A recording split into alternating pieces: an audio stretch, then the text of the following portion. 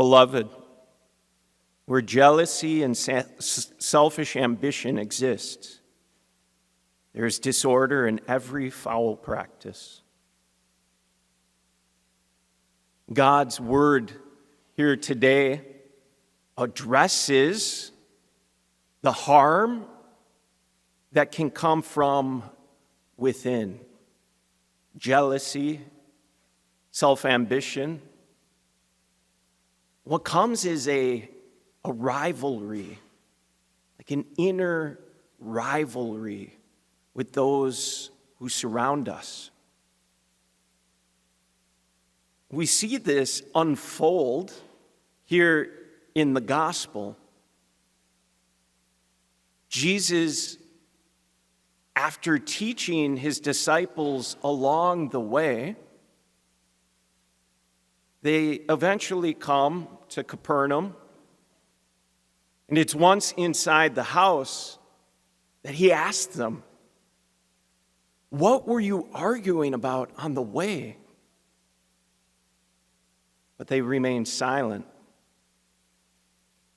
It's reminiscent to me, memories, scenes growing up, being in the vehicle, the back seat with family, siblings, and in rivalry, like a jealousy, just like an annoyance, sort of, bickering, and having argument, and creating a bit of commotion enough that my mom would pull over right there on the road and look back. What are you fighting about? What are you fighting about?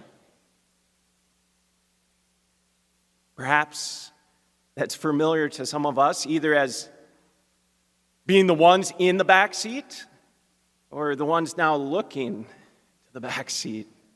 What are you guys fighting about? Can you not just get along? Sibling rivalry of any sort, how harmful that can be. How harmful to peace.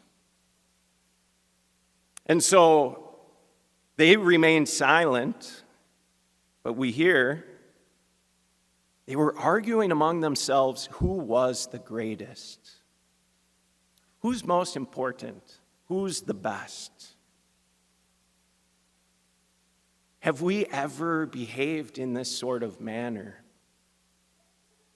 We might do it in more kind of shrouded ways as we're more mature, as adults. But this sort of like selfish ambition, a jealousy, a pride. I recognize it from being in the back seat of the car. I recognize it in different ways, more shrouded, but how I behave like this. And I think really it can boil over, especially among family. Those closest to us. It can happen in, the car, in the home. It can happen even here in church with the family here. This sort of like rivalry, wanting to be first, wanting to be seen as at the top, the most important. I'd say, we do it as priests, among brothers, as priests. This sort of posturing and jockeying. I think, if we're honest, it happens among us as Catholics, brothers and sisters, this sort of posturing and jockeying, arguing who is the greatest. Where does that come from? That's what I love, James. He asks, where do the wars and where do the conflicts among you come from? Where do they come from? And he says, is it not from your passions, from inside? We could even ask that about the world. Why isn't the world just at peace? Why are there conflicts? Why are there wars between nations, leaders? I recall there's this brilliant author, some of us might be familiar, G.K. Chesterton. He'd often be asked to write. He'd be published in the newspaper. And he was given a heading, a title for an article that he was asked to write. And the title was, "What is Wrong with the World Today?" That's the title. He said, here's your title, write us the answer.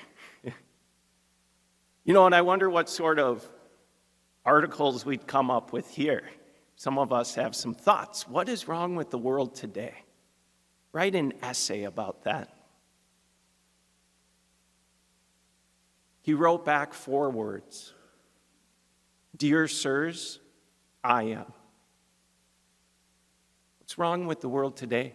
I am. I know in my heart, like the division that exists,